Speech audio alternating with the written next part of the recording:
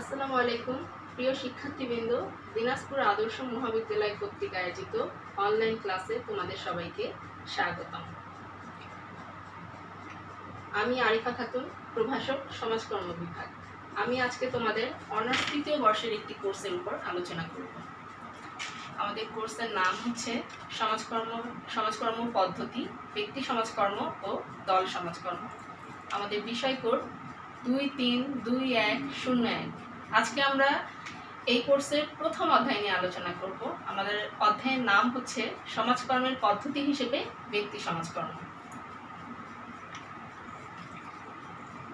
এই অধ্যায়ের মূল যে বিষয়গুলো আমরা আলোচনা করব সেগুলো হচ্ছে ব্যক্তি সমাজকর্ম কি, ব্যক্তি সমাজকর্মের বৈশিষ্ট্য, ব্যক্তি সমাজকর্মের উপাদান।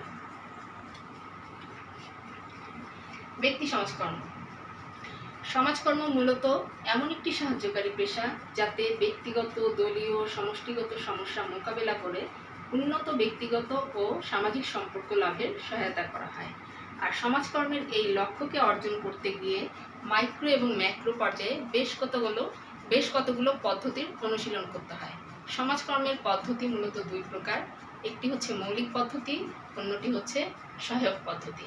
সমাজকর্মের প্রতিটি পদ্ধতি আবার তিন ভাগে বিভক্ত, অর্থাৎ সমাজকর্মের মৌলিক পদ্ধতি তিন ভাগে বিভক্ত এবং সমাজকর্মের সহায়ক পদ্ধতিও তিন ভাগে বিভক্ত। সমাজকর্মের যে তিনটি মৌলিক পদ্ধতি রয়েছে তার অন্যতম একটি পদ্ধতি হচ্ছে এই ব্যক্তি সমাজকর্ম। পেশাদার সমাজকর্মের তিনটি মৌলিক পদ্ধতির অন্যতম একটি পদ্ধতি হচ্ছে এই ব্যক্তি সমাজকর্ম। এটি সমাজকর্মের অধিকতর সুসংহত ও স্পষ্ট একটি পদ্ধতি। মূলত এটি সমাজকর্মের সবচেয়ে পুরাতন একটি পদ্ধতি। তার কারণ ব্যক্তি সমাজকর্ম পদ্ধতি মূলত প্রথম সাহায্যকারী প্রক্রিয়া হিসেবে স্বীকৃতি লাভ করে। এই ব্যক্তি সমাজকর্ম পদ্ধতির মূল কেন্দ্রবিন্দু হচ্ছে ব্যক্তি। এই ব্যক্তি হচ্ছে মূলত সমস্যাগ্রস্ত ব্যক্তি। এই ব্যক্তি সমাজকর্মের মূল উদ্দেশ্য হলো ব্যক্তির সুপ্ত প্রতিভার বিকাশ সাধন দ্বারা তার সামাজিক ভূমিকা পালন, ক্ষমতার উন্নয়ন, পুনরুদ্ধার ও সংরক্ষণের প্রচেষ্টা চালানো। অর্থাৎ সমস্যাগ্রস্ত ব্যক্তির সমস্যার সমাধান করে তাকে একটি সুখী এবং অর্থবহ জীবনযাপনে সহায়তা করাই হচ্ছে ব্যক্তি সমাজকর্মের মূল উদ্দেশ্য। অর্থাৎ ব্যক্তি সমাজকর্ম, আমরা জানি যে প্রত্যেকটি ব্যক্তির মধ্যে কিছু না কিছু অন্তর্নিহিত গুণাগুণ বা প্রতিভা থাকে, কিন্তু পারিপার্শ্বিক চাপ এবং বিভিন্ন পরিস্থিতির কারণে মানুষ তার এই গুণাগুণটাকে প্রকাশ করতে পারে না। যারা এই অবস্থার শিকার তারা মূলত বিভিন্ন অস্বাভাবিক আচরণের অধিকারী। এই সমস্ত অস্বাভাবিক আচরণের অধিকারী এবং সমস্যাগ্রস্ত ব্যক্তির সমস্যা সমাধানের উদ্দেশ্যেই মূলত ব্যক্তি সমাজকর্ম পদ্ধতির বিকাশ। সাধারণভাবে বলা যায় ব্যক্তি সমাজকর্ম হচ্ছে সমাজকর্মের সেই মৌলিক পদ্ধতি যাতে সমস্যাগ্রস্ত ব্যক্তির সুপ্ত ক্ষমতা ও প্রতিভার বিকাশ সাধন দ্বারা তার বস্তুগত সম্পদের ভিত্তিতে তাকে এমনভাবে স্বাবলম্বী করে গড়ে তোলা হয় যাতে সে নিজের সমস্যা নিজেই সমাধান করে একটি সুখী এবং অর্থবহ জীবনযাপন করতে পারে এবং তার সামাজিক ভূমিকা ভালোভাবে পালন করতে পারে। এই প্রসঙ্গে ব্যক্তি সমাজকর্ম প্রসঙ্গে বিভিন্ন মনীষী তাদের বিভিন্ন মতামত প্রদান করেছেন। আমরা দেখে নেই ব্যক্তি সমাজকর্মের সংজ্ঞায় বিভিন্ন মনীষী যা বলেছেন। W.A. ফ্রেডল্যান্ডার, আমরা জানি যে সমাজকর্মের সবচেয়ে গ্রহণযোগ্য সংজ্ঞা দিয়েছেন ওয়াল্টার এ ফ্রেডল্যান্ডার। তার মতে ব্যক্তি সমাজকর্ম কি? ওয়াল্টার এ ফ্রেডল্যান্ডারের মতে ব্যক্তি সমাজকর্ম হলো এমন একটি পদ্ধতি যা সমস্যাগ্রস্ত ব্যক্তিকে এমনভাবে সাহায্য করে যাতে উন্নততর সম্পর্ক ও সামঞ্জস্য বিধানে সক্ষম হয়ে সুখী এবং অর্থবহ জীবনযাপন করতে পারে। ওয়ার্নার বোহেমের মতে ব্যক্তি সমাজকর্ম হলো এমন একটি পদ্ধতি যা কোনো ব্যক্তির সামাজিক ভূমিকা পালন, ক্ষমতার উন্নয়ন, পুনরুদ্ধার বা সংরক্ষণের জন্য ব্যক্তি জীবনের মনস্তাত্ত্বিক দিকে হস্তক্ষেপ করে।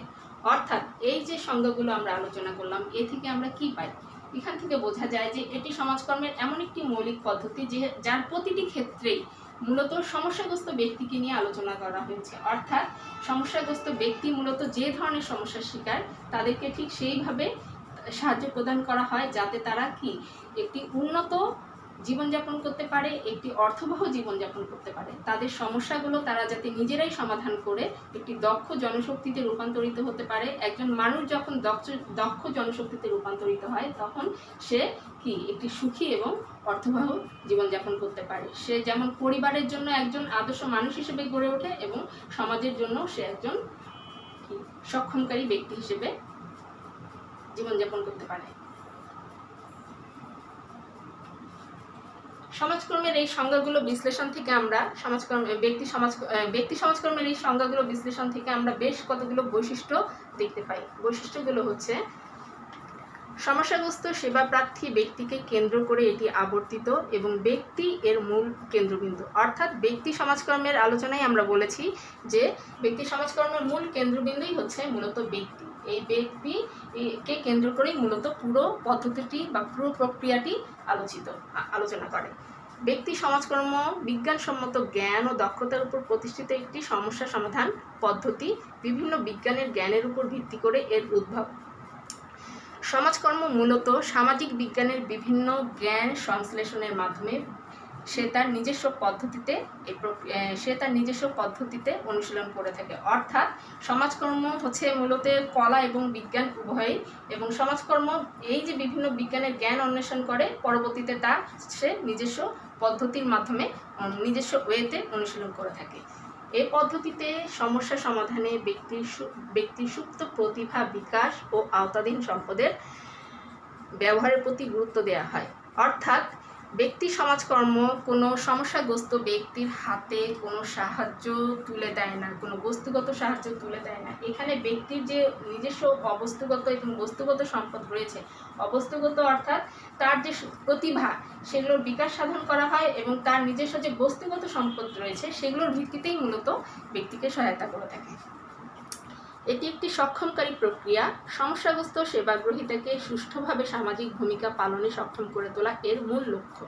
অর্থাৎ এই যে সমস্যাগ্রস্ত ব্যক্তির বস্তুগত সম্পদের ভিত্তিতে সমস্যাগ্রস্ত ব্যক্তিকে সাহায্য করা হচ্ছে, তার প্রতিভার বিকাশ সাধন করা হচ্ছে, ফলে কি হচ্ছে, সমস্যাগ্রস্ত ব্যক্তি পরবর্তীতে একজন স্বাবলম্বী হয়ে ওঠার সুযোগ পায়, ফলে সে কি হয়, সক্ষম জনশক্তিতে রূপান্তরিত হয়। ব্যক্তি সমাজকর্মের নিজস্ব দর্শন, পদ্ধতি ও সত্তা রয়েছে, যেগুলো একে সমাজকর্মের অন্যান্য সাহায্যকারী পদ্ধতি থেকে পৃথক বৈশিষ্ট্যের অধিকারী করেছে। আমরা জানি প্রত্যেকটা জিনিসের নিজস্ব কিছু আলাদা বৈশিষ্ট্য থাকে, যা তাকে অন্যান্য জিনিস থেকে একটি পৃথক সত্তা দান করে। সেরকম ব্যক্তি সমাজকর্ম পদ্ধতির নিজস্ব কিছু দর্শন এবং পদ্ধতি রয়েছে, যা তাকে সমাজকর্মের অন্যান্য পদ্ধতি থেকে একটি আলাদা সত্তা দান করেছে। ব্যক্তি সমাজকর্মে সমস্যাগ্রস্ত ব্যক্তির সমস্যা সমাধানে সহায়তা করার জন্য বাহ্যিক পরিবেশ এবং ব্যক্তির অভ্যন্তরীণ ব্যক্তিত্বের দুর্বলতাকে বিবেচনা করা হয়। অর্থাৎ একজন ব্যক্তি যখন সমস্যাগ্রস্ত হয় তখন সে শুধুমাত্র তার যে অভ্যন্তরীণ কারণ বা তার অভ্যন্তরীণ কারণেই শুধু হয় না, তার বাহ্যিক পরিবেশও এখানে বিশাল একটা প্রভাব বা ভূমিকা পালন করে থাকে। যার কারণে ব্যক্তি সমাজকর্মে যখন সমস্যাগ্রস্ত ব্যক্তিকে সহায়তা করা হয় তখন তার মনস্তাত্ত্বিক দিক এবং তার পরিবেশ, পারিবারিক পরিবেশ, তার সামাজিক পরিবেশ, তার চাকরির ক্ষেত্রে, তার কর্মস্থল ইত্যাদি পরিবেশটাকেও বিবেচনা করা হয়ে থাকে। এগুলো ছিল ব্যক্তি সমাজকর্মের বৈশিষ্ট্য। এখন আমরা চলে যাব ব্যক্তি সমাজকর্মের উপাদান। সমস্যা সমাধানের একটি সুনির্দিষ্ট বৈজ্ঞানিক প্রক্রিয়া হিসেবে ব্যক্তি সমাজকর্মের কতগুলো উপাদান রয়েছে। উপাদান হচ্ছে মূলত যেসব উপকরণ বা বিষয়াবলীর সমন্বয়ে ব্যক্তি সমাজকর্মের সমস্যার সমাধান প্রক্রিয়া আবর্তিত, তাকে ব্যক্তি সমাজকর্মের উপাদান বলা হয়। অর্থাৎ যে ব্যক্তি সমাজকর্ম পদ্ধতি পরিচালনা করতে গেলে যে বিষয়গুলো অত্যাবশ্যকীয় হয়ে পড়ে বা যে বিষয়গুলো অত্যন্ত প্রয়োজন, সেই বিষয়গুলোই মূলত হচ্ছে ব্যক্তি সমাজকর্মের উপাদান। ব্যক্তি সমাজকর্মের উপাদান সম্পর্কে হেলেন এইচ পারম্যান একটি উক্তি দিয়েছেন। তার উক্তিতে মূলত ব্যক্তি সমাজকর্মের মূল উপাদানগুলি ফুটে ওঠে। উক্তিটি হচ্ছে যে a person with a problem comes to a place where a professional representative helps him by a given process. এখানে আমরা কি দেখতে পাচ্ছি, যে a person with a problem অর্থাৎ একজন ব্যক্তি কিছু সমস্যার সাথে comes to a place, কোথায় আসে, একটি স্থানে, where a professional representative helps him by a given process, অর্থাৎ যেখানে একজন পেশাদার প্রতিনিধি তাকে কি করছে, সাহায্য করছে, কিসের মাধ্যমে, কিছু নির্দিষ্ট প্রক্রিয়ার মাধ্যমে বা একটি প্রক্রিয়ার মাধ্যমে। অর্থাৎ হেলেন এইচ পারম্যানের সংজ্ঞায় এখানে 5টি পি উঠে এসেছে, অর্থাৎ person, problem, place, professional representative এবং প্রসেস। এই 5টি জিনিসই হচ্ছে মূলত হেলেন এইচ পারম্যানের সংজ্ঞার বা উক্তির মূল উপাদান, অর্থাৎ তিনি এই এই 5টি জিনিসকে 5P বলে আখ্যায়িত করেছেন, যেগুলোকে ইংরেজিতে 5P বলা হয়। এবং এই 5P মূলত ব্যক্তি সমাজকর্মের মূল উপাদান হিসেবে চিহ্নিত, এবং এগুলোর যে কোনো একটিকে বাদ দিয়ে মূলত ব্যক্তি সমাজকর্ম পদ্ধতি সম্পূর্ণ করা সম্ভব নয়। আমরা এখন এই 5P নিয়ে আলোচনা করব। আমাদের প্রথম উপাদান হচ্ছে কি? ব্যক্তি বা পার্সন। ব্যক্তি সমাজকর্মের মূল উপাদান হচ্ছে মূলত ব্যক্তি। ব্যক্তিকে কেন্দ্র করেই মূলত ব্যক্তি সমাজকর্মের কি সমস্যা সমাধান প্রক্রিয়া আবর্তিত। এখানে ব্যক্তি বলতে সমস্যাগ্রস্ত ব্যক্তিকে বোঝানো হয়েছে, যিনি যে কোনো শ্রেণীর, যে কোনো পেশার, যে কোনো বয়সের বা যে কোনো লিঙ্গের হতে পারেন। যখন যে কোনো বয়স, শ্রেণী বা পেশার কোনো ব্যক্তি সমস্যাগ্রস্ত হয়ে কোনো ব্যক্তি সমাজকর্ম প্রতিষ্ঠানে আগমন করে এবং সে তার সমস্যার সমাধান প্রত্যাশা করে এবং কোনো ব্যক্তি সমাজকর্ম প্রতিষ্ঠান বা ব্যক্তি সমাজকর্মীর দ্বারস্থ হন, তখন তাকে ব্যক্তি সমাজকর্মের উপাদান হিসেবে গণ্য করা হয়। এছাড়াও সমস্যাগ্রস্ত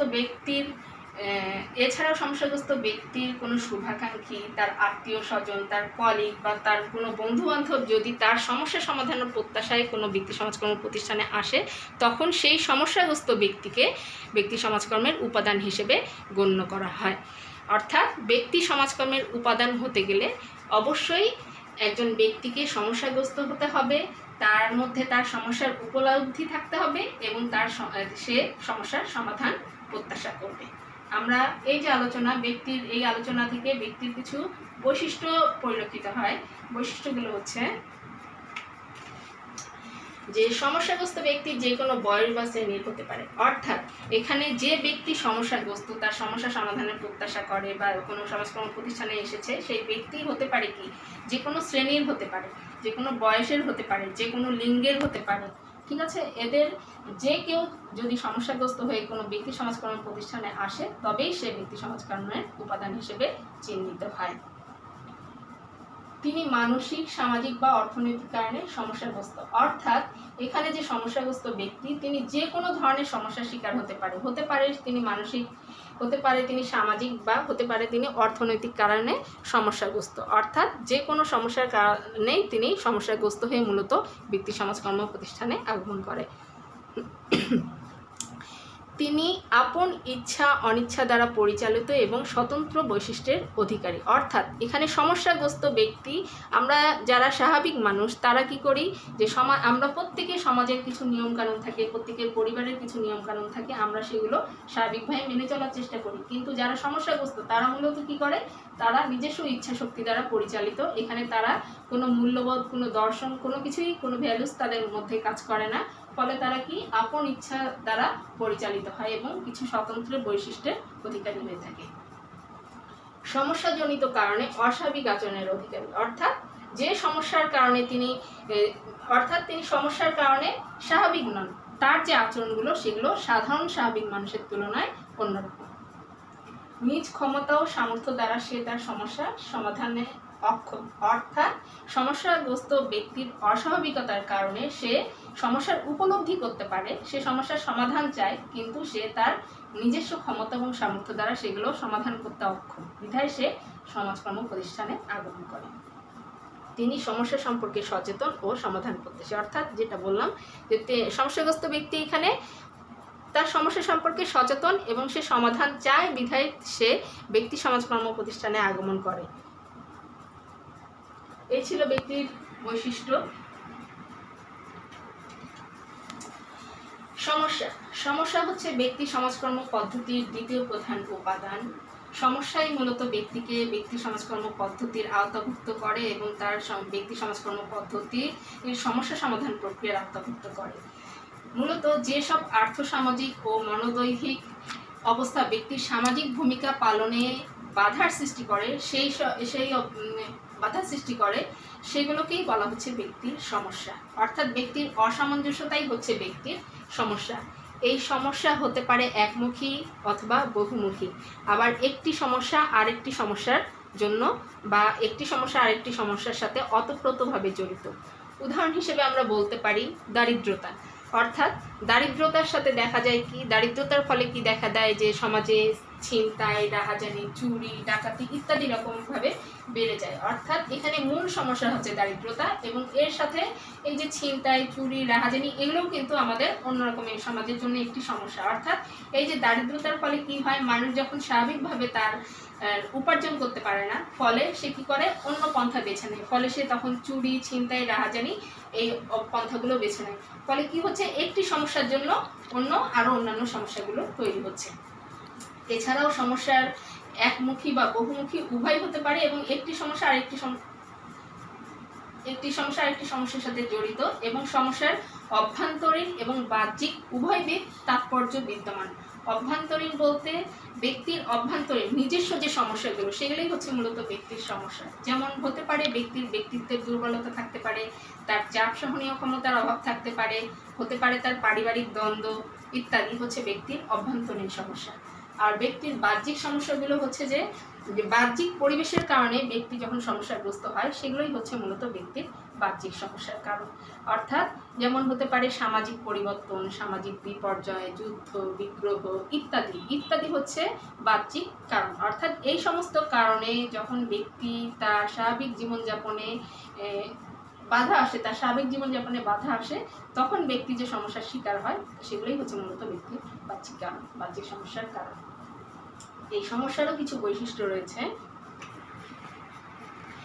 যেমন ব্যক্তির সামাজিক ভূমিকা পালনে সমস্যার বহুমুখী প্রভাব বিদ্যমান। অর্থাৎ যেটা বললাম যে একটি সমস্যার পিছনে আবার অন্য সমস্যা তৈরি হয়ে যায়, যার ফলে কি হচ্ছে, ব্যক্তি স্বাভাবিকভাবে তার ভূমিকা পালন করতে পারছে না।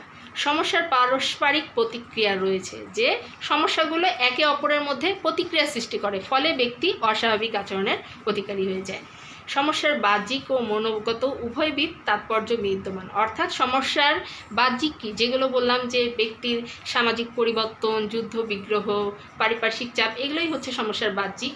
আর মনোগত হচ্ছে যে ব্যক্তির নিজস্ব অভ্যন্তরের যে সমস্যাগুলো, ব্যক্তিত্বের দুর্বলতা, চাপ সহনীয় ক্ষমতার অভাব, এগুলো হচ্ছে ব্যক্তির মনোগত দিক সমস্যা। সমস্যার বিভিন্ন দিক পরস্পর অবিচ্ছেদ্যভাবে সম্পর্কিত। আবার একই ধরনের সমস্যা বিভিন্ন লোকের মধ্যে বিভিন্ন প্রতিক্রিয়া সৃষ্টি করে থাকে। আমরা প্রত্যেকটি মানুষ স্বতন্ত্র বৈশিষ্ট্যের অধিকারী, প্রত্যেকের মধ্যে আলাদা আলাদা ব্যক্তিত্ব কাজ করে, ফলে একই ধরনের সমস্যা বিভিন্ন ব্যক্তির মধ্যে বিভিন্নভাবে প্রভাব সৃষ্টি করে থাকে। সমাধান যোগ্যতা সমস্যার আরেকটি বৈশিষ্ট্য। অর্থাৎ যে সমস্যার সমাধান সম্ভব, মূলত সেই সমস্যাই ব্যক্তি সমাজকর্মের সমস্যা হিসেবে পরিগণিত। স্থান। ব্যক্তি সমাজকর্মের তৃতীয় প্রধান উপাদান হচ্ছে স্থান। তৃতীয় প্রধান উপাদান হচ্ছে স্থান হচ্ছে মূলত যে কোনো সংগঠিত এবং পেশাভিত্তিক কাজের জন্যই মূলত স্থান বা প্রতিষ্ঠানের প্রয়োজন। সাধারণত যে কোনো প্রশাসন ব্যবস্থা এই স্থান বা প্রতিষ্ঠানের মাধ্যমে পরিচালিত হয়। অর্থাৎ স্থান বা প্রতিষ্ঠান বলতে সমাজকর্ম প্রতিষ্ঠানকে বোঝানো হয়েছে এখানে। অর্থাৎ যে প্রতিষ্ঠানের মাধ্যমে সমস্যাগ্রস্ত ব্যক্তিকে সেবা প্রদান করা হয়, সেই প্রতিষ্ঠানকে ব্যক্তি সমাজকর্মে স্থান বলা হয়। অর্থাৎ একজন সমস্যাগ্রস্ত ব্যক্তি যখন তার সমস্যা সমাধানের প্রত্যাশায় কোনো ব্যক্তি সমাজকর্ম প্রতিষ্ঠানে আগমন করে, সেই প্রতিষ্ঠানকেই মূলত এখানে স্থান বলা হয়ে থাকে। আর এই স্থান আবার বিভিন্ন ধরনের হয়ে থাকে, বা প্রতিষ্ঠান বিভিন্ন ধরনের হয়ে থাকে, এবং প্রতিষ্ঠান পরিবর্তিত পরিস্থিতির সাথে সামঞ্জস্য রেখে প্রতিষ্ঠানের লক্ষ্য, উদ্দেশ্য এবং কার্যাবলী পরিবর্তিত হয়ে থাকে। স্থান বা প্রতিষ্ঠান বিভিন্ন রকমের হয়ে থাকে। হেলেন এইচ পারম্যানের মধ্যে 3টি বিষয়ের প্রেক্ষিতে স্থান 3 ধরনের হয়ে থাকে। যেমন আয়ের উৎসের ভিত্তিতে স্থান 2 ধরনের, যেমন সরকারি, বেসরকারি, পেশাদারি কর্তৃত্বের ভিত্তিতে মুখ্য, গৌণ ইত্যাদি। এই স্থানেরও কিছু বৈশিষ্ট্য রয়েছে।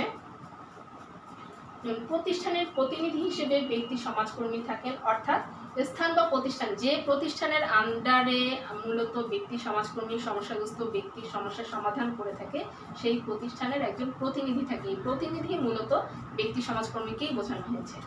আর্থসামাজিক পরিবর্তনের সাথে সামঞ্জস্য রেখে প্রতিষ্ঠানের লক্ষ্য, উদ্দেশ্য, কার্যাবলী পরিবর্তিত হয়। অর্থাৎ প্রতিষ্ঠানের কার্যাবলী হচ্ছে নমনীয় প্রকৃতি। আমরা জানি যে আমাদের সমাজ দ্রুত পরিবর্তনশীল এবং সংঘাতময়।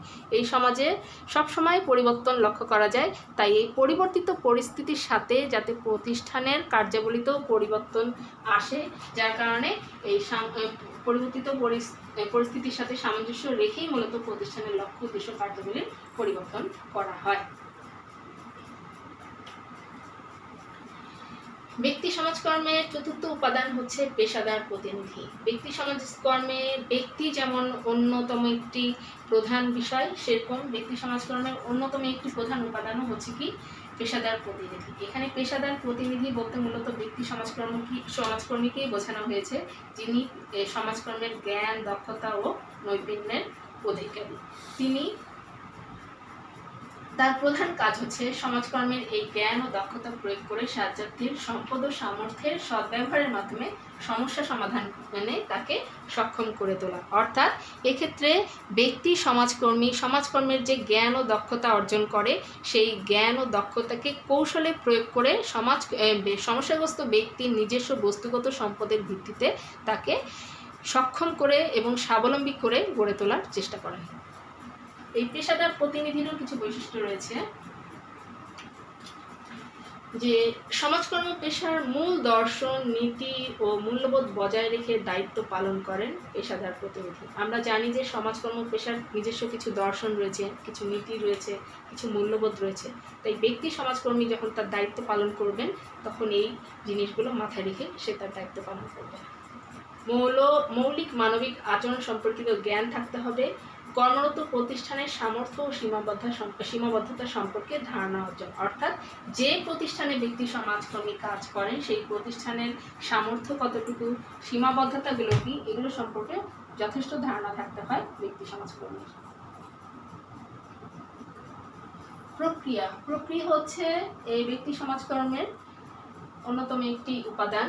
প্রক্রিয়া বলতে মূলত একটি ধারাবাহিক কার্যপ্রণালীকে বোঝানো হয়ে থাকে। অর্থাৎ ব্যক্তি সমাজকর্মের প্রক্রিয়া বলতে সমস্যা সমাধানের লক্ষ্যে গৃহীত কার্যপ্রণালীকে বোঝায়।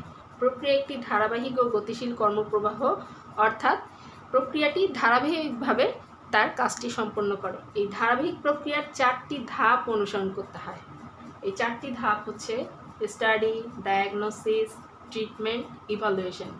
স্টাডি অর্থাৎ এই পর্যায়ে সমস্যাগ্রস্ত ব্যক্তিকে ভালোভাবে জানা হয়, তার সম্পর্কে পর্যালোচনা করা হয়, তার আর্থসামাজিক অবস্থা বিবেচনা করা হয়। ডায়াগনোসিস হচ্ছে সমস্যাগ্রস্ত ব্যক্তিকে তার আর্থসামাজিক অবস্থা বিবেচনা পর্যালোচনা করার পর এই পর্যায়ে তাকে ভালোভাবে জানা হয়। এই ক্ষেত্রে আমরা যেমন রোগ নির্ণয়ের ক্ষেত্রে আমরা দেখি যে কোনো ডাক্তারের কাছে গেলে প্রথমে তার সম্পর্কে জানে, তার রোগের ধরন সম্পর্কে জানে, তার কী কী সমস্যা হয়, পরবর্তীতে তাকে বিভিন্ন রকম টেস্ট দেওয়া হয়, ফলে সমস্যা সম্পর্কে সঠিক ধারণা লাভ করা যায়। সেরকম ডায়াগনোসিসের মাধ্যমে সাহায্যার্থীর বা সমস্যাগ্রস্ত ব্যক্তির মূল সমস্যা সম্পর্কে জানা সম্ভব হয়। ট্রিটমেন্ট এই পর্যায়ে ডায়াগনোসিসের ভিত্তিতে সমস্যাগ্রস্ত ব্যক্তির সমস্যা সম্পর্কে জানার পর সেই অনুযায়ী তাকে সমাধান ব্যবস্থা দেওয়া হয়। ইভালুয়েশন অর্থাৎ তার যে সমাধান ব্যবস্থা দেওয়া হলো, তারপরে তার কতটুকু উন্নতি অবনতি হলো সে সম্পর্কে একটি মূল্যায়নের ব্যবস্থা থাকে। এই প্রক্রিয়ারও কিছু বৈশিষ্ট্য রয়েছে, দেখি। এটি একটি ধারাবাহিক কার্যাবলী, স্থবির নয় বরং গতিশীল। অর্থাৎ প্রক্রিয়া হচ্ছে একটি ধারাবাহিক কার্যাবলী, এটি কোনো জায়গায় থেমে গেলে প্রক্রিয়াটি মূলত ব্যক্তি সমাজকর্মের কাজটি সুসম্পন্ন হবে না, ফলে এটি ধারাবাহিকভাবে কাজ করে যায়, কোনো জায়গায় স্থির নয় বরং একটির পর একটি ভালোভাবে ধাপে ধাপে এগিয়ে যায় এবং এটি গতিশীল। এই প্রক্রিয়া সমস্যাগ্রস্ত ব্যক্তির প্রতিষ্ঠানে আগমন থেকে শুরু করে সমস্যা সমাধান পর্যন্ত বিস্তৃত। অর্থাৎ একজন সমস্যাগ্রস্ত ব্যক্তি যখন কোনো প্রতিষ্ঠানে আসে এবং শেষ পর্যন্ত সমাধান পর্যন্ত এই প্রক্রিয়া চলতে থাকে। ব্যক্তি সমাজকর্ম প্রক্রিয়ার সুনির্দিষ্ট কয়েকটি স্তর অনুসরণ করা হয়। অর্থাৎ এই যে স্টাডি, ডায়াগনোসিস, ট্রিটমেন্ট, ইভালুয়েশন, এই যে ধাপগুলো, এই ধাপগুলোই মূলত প্রক্রিয়ায় অনুসরণ করা হয়। তাহলে আমরা দেখলাম যে ব্যক্তি সমাজকর্মের মূল উপাদানগুলো, এগুলোর যে পাঁচটির যে কোনো একটিকে বাদ দিলে সমাজকর্ম পদ্ধতি মূলত পরিচালনা করা সম্ভব নয়, এবং এগুলোর মাধ্যমে মূলত ব্যক্তি সমাজকর্মী সমস্যাগ্রস্ত ব্যক্তির কি সমস্যার সমাধান করে থাকে, তাকে একটি সুন্দর, অর্থবহ এবং সুখী জীবনযাপনে সহায়তা করে থাকে। আজকে এ পর্যন্তই, আবার দেখা হবে। তোমরা সবাই সুস্থ থাকো, ভালো থাকো। আল্লাহ হাফেজ।